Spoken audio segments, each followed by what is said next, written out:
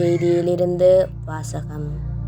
அதிகாரம் 10, திருவசனங்கள் 25 தொடக்கம் 37 முடியும் வரை.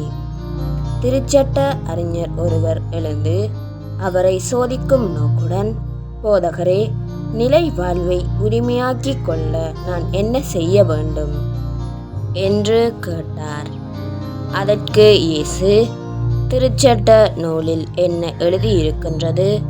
அதில் நீர் என்ன வாசிக்கின்றீர் என்று அவரிடம் கேட்டார். அவர் மறுமொழியாக, உன் முழு இதயத்தோடும் முழு உள்ளத்தோடும் முழு ஆற்றலோடும் முழு மனதோடும் உன் ஆண்டவர் மீது அன்பு கூர்வாயாக.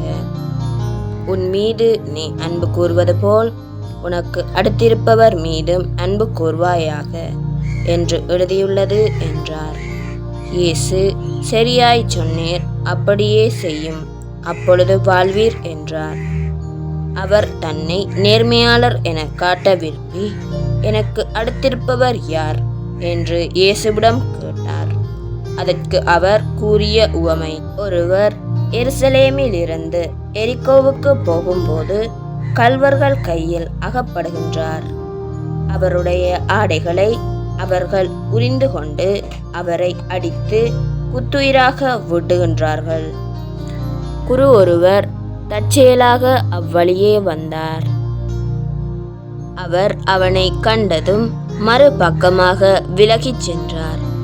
அவ்வாறே லேவியர் ஒருவரும் அவ்வழியாக வந்தார். அவரை கண்டதும் மறுபக்கமாக விலகிச் சென்றார். ஆனால் அவ்வழியே பயணம் செய்து கொண்டிருந்த சமாரியர் ஒருவர் அருகில் வந்து அவரை கண்டபோது அவர் மீது பரிவு கொண்டார். அவரை அவர் அணுகி காயங்களில் திராட்சை மதுவும் எண்ணெயும் வார்த்து அவற்றை கட்டி தான் பயணம் செய்த விலங்கின் மீது ஏற்றி ஓர் சாவடிக்கு கொண்டு சென்றார். அவரை கவனித்து கொண்டார். மறுநாள் 2 தெனாரியங்களை எடுத்து சாவடியின் பொறுப்பாளரிடம் கொடுத்து, இவரை கவனித்து கொள்ளும். இதற்கு மேல் செலவானால் நான் திரும்பி வரும்போது உமக்கு தருகின்றேன் என்றார். கள்வரின் கையில் அகப்பட்டவருள் இம்மூவருள் எவர் அடுத்திருப்பவர் என உமக்கு தோன்றுகின்றது என்று இயேசு கேட்டார்.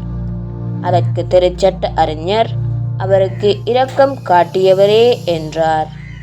இயேசு, நீரும் போய் அப்படியே செய்யும் என்று கூறினார். இது ஆண்டவர் வழங்கும் அருள்வாக்கு. கிறிஸ்துவே உமக்கு புகழ்.